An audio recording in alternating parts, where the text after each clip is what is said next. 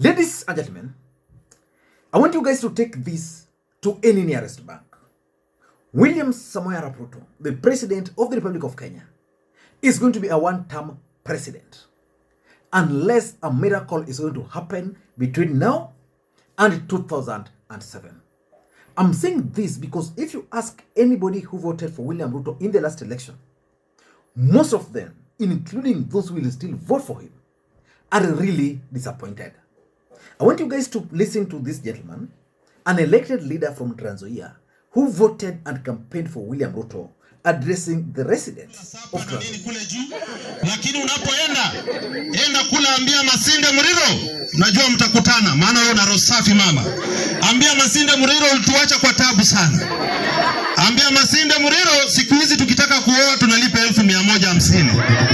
Ambia Masinde Muriro ya kwamba kina mama wananunua sukari bei kali sana. Na mimi naambia ndugu yangu Moses Masika Wetangula ambaye baba amenilea, kidogo ni kama ulitupeleka mahali pabaya. Kidogo ni kama ulitudirect mahali pabaya. Lakini mimi naongea na wewe kwa heshima Weta. Naongea na wewe kwa heshima. Wakati mwingine usijaribu kutupeleka kwa kiongozi ambaye ananyanyasa watu. Mimi niliingia kwa sababu ya Weta. Wewe William Samoei Ruto, wale wana record hapa. Wewe sio kiongozi mbele ya Mwenyezi Mungu. Wewe sio kiongozi mbele ya Mwenyezi nini? Wewe huwezi danganya wananchi na kuambia wananchi ya kwamba mama mboga sijui nani na nani. Mama mboga mnaona huyo mtu? Kwa hivyo wewe William Samoei Ruto, jua mambo yako ni tamu moja uende nyumbani. Mambo ya asala iko hapa kweli? Wangapi wanasema riswa? Wangapi wanasema riswa? Asante. Wacha nimuite mbunge, pole sana pasta. Now I want you also to pay very close attention to Samuel Muroto, a member of parliament who voted and campaigned for William Ruto in 2022. Hii sehemu ya chini ni serikali ndio inachochea, na si serikali nyingine ni hii. Hata mimi ni member ya UDA na regret kwa nini nilichukua hii ambayo inaletea hata sangine itafanya nisiende mbinguni. Naomba msamaha Mungu. If you go to TikTok, you'll be shocked at how the youthful generation are actually mocking William Ruto and Kenya Kwanza government.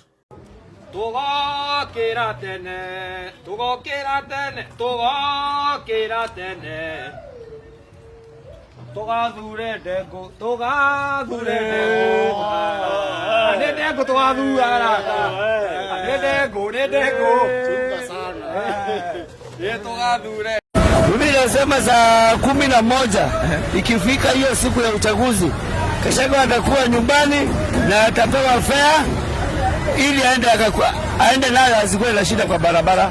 Kwa nini? Kwa sababu hii maisha imekuwa ngumu sana. Walikuwa wamesema hii maisha ni ambato mwapo. Lakini vile tunaona hawa watu hawatusaidii nchi. Kwa hivyo sisi tutamake sure kama wananchi wa kawaida, saa 11 hiyo siku ya uchaguzi, saa 11 Ruto atakuwa Sigoi na Gachagua atakuwa huko kwao na atapewa fare kwa barabara. Akienda tutachanga fare, tutampea. Tuko hapa na Trufena mzalendo. Trufena, tuelezee kwa maoni yako, nchi ilivyo sasa inaelekea wapi?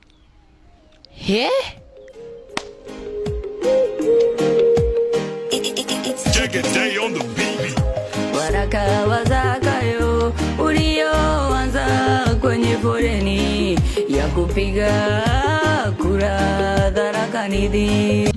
Niseme ilani ulitupa tukusikia, tunajuta kwa sana. Zakayo kura tukampatia asubuhi mapema, ila Zakayo huru amebadilika sana.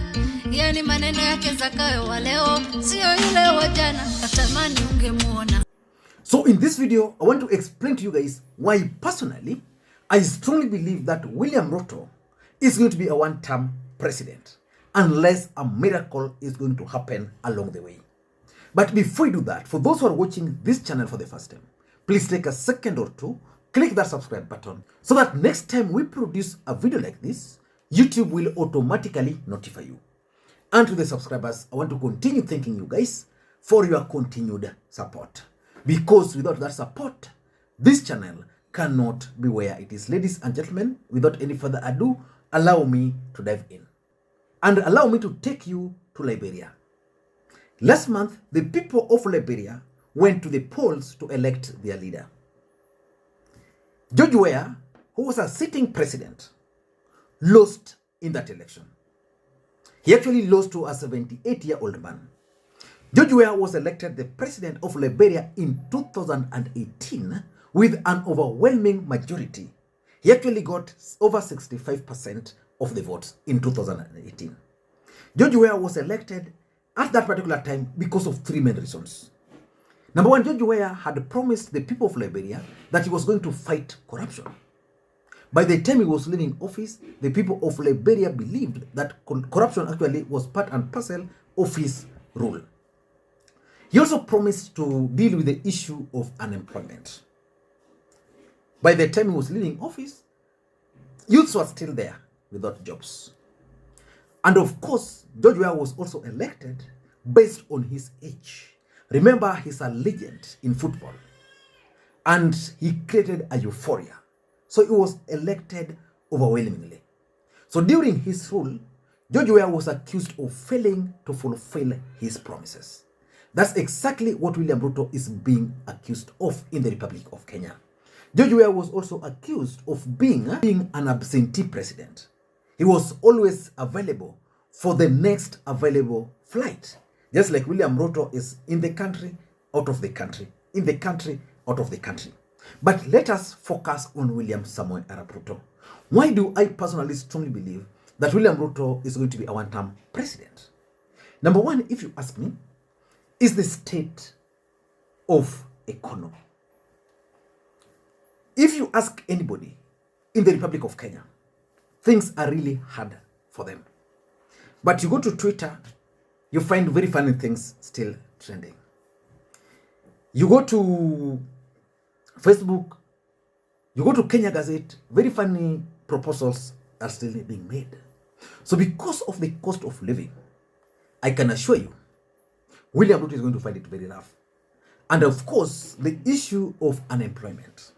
The other day, I saw William Ruto launching another phase of the Hustlers Fund. I've seen William Ruto going through those housing projects. But how many people have benefited directly from those housing? Because if the housing were made to appear as if they were going to be the solution to our unemployment, how many people are currently employed in those construction sites? How many people have been employed directly by Kenya Kwanza? So I want you guys to listen to this other governor from Bomet. If we are serious and concerned about the lives of our people, lazima tufanye maisha ya watu wetu not to be very expensive. Kwa sababu tukipandisha mafuta kwa sababu ya kodi, in the process tutapoteza kodi mingi, kwa sababu biashara mingi itaanguka. It's very interesting. Ukitembea Uganda ama uende Tanzania, mafuta iko chini. Na ile mafuta iko Uganda inapitia Kenya. We'd have expected the opposite. Our president, our members of parliament, let us rescue our people. And that is a very clear message to us that we have a very insensitive government. And I'm talking as a governor. Siongei tu kama raia. The second reason why William Ruto is actually going to lose in 2027 is because of the disconnect between Kenya Kwanza leaders and the voters. You know, the people who voted for William Ruto, they were hustlers. These guys had high hopes. William Ruto made promises to them. But as things stand today, we are seeing elected leaders and senior government officials displaying a lot of extravagance. Just over the weekend alone, you saw how leaders from the Rift Valley were actually displaying cash, thousands, millions in bundles. Mind you, the people they were showing those money probably didn't even know what they were going to eat at night. And that's the biggest challenge with Kenya Kwanza government. There's a disconnect. William Ruto has been captured, putting on a belt, because this is a hustler, putting on a belt worth over 100,000. Kipchumba Murkomen putting on sneakers over 200,000. The other day, he was wondering why people are bothered about his watch.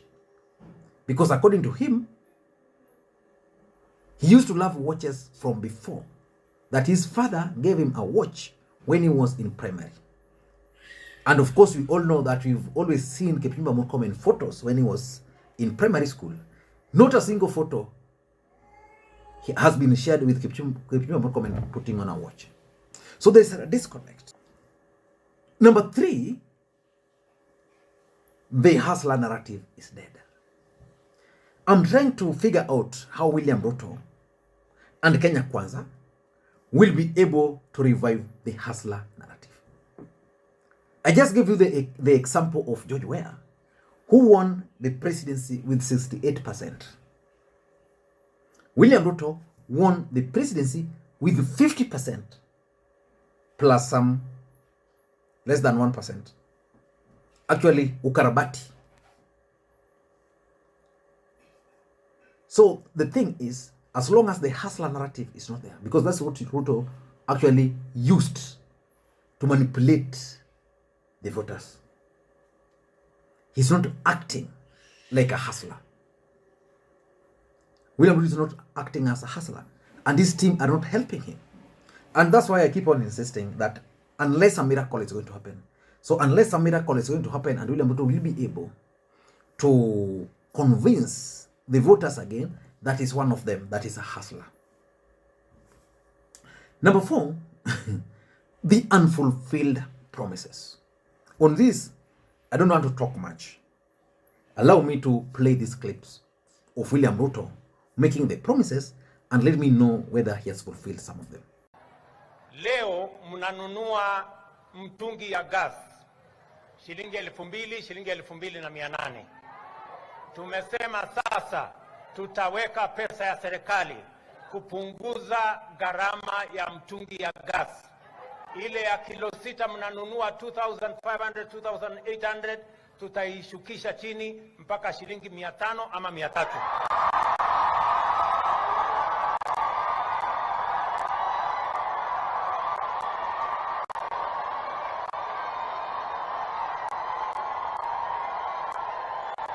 Na vile vile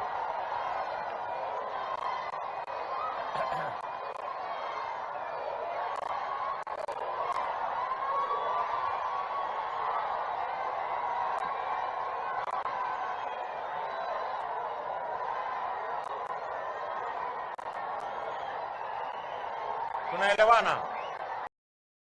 Nataka niwaambie hii mafuta inaongezwa usiku na mchana. Mimi nataka niwaeleze ya kwamba these people don't understand the damage they are doing to the people and the economy of Kenya. Kwa hii taxes wanaongeza usiku na mchana. Na mimi nataka niwaulize watu wa hapa Manga, tafadhali, mkiona tumesimama hapa mbele yenu, tunawaambia ya kwamba tutengeneze hiyo serikali inakuja ambayo inaelewa lugha ya mwananchi wa kawaida. Watu wa Manga mko. And lastly, is Kenya Kwanza policies.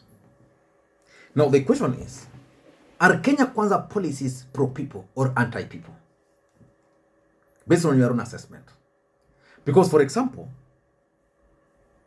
the issue of taxation, the issue of NHIF, those issues,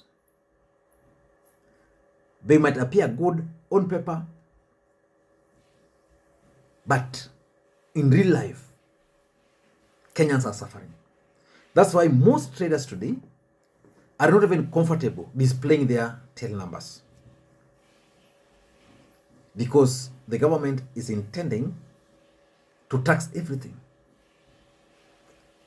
And the life is so difficult for Kenyans to an extent that some of them don't even see the need.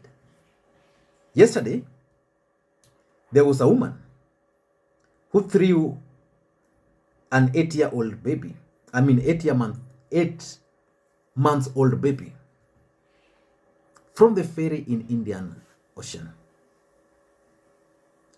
And, you know, if you look at those cases, there are several. So, Kenya Kwanza policies are not pro-people. But they have not learned. Of course, the other day, Kenya Kwanza members of parliament put William Ruto to task. But for him, it was like, as long as they will be popular at the right time. Maybe that right time is going to come.